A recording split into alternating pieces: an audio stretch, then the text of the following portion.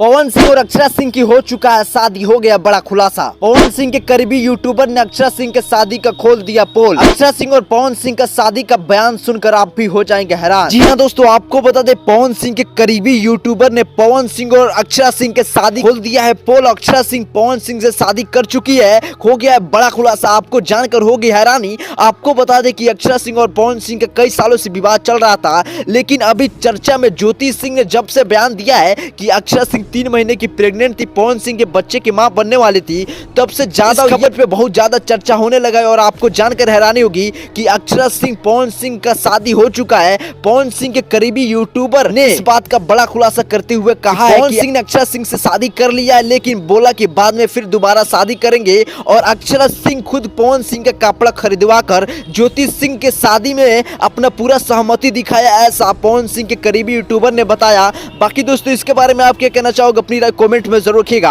Video को like follow subscribe जरूर कीजिएगा।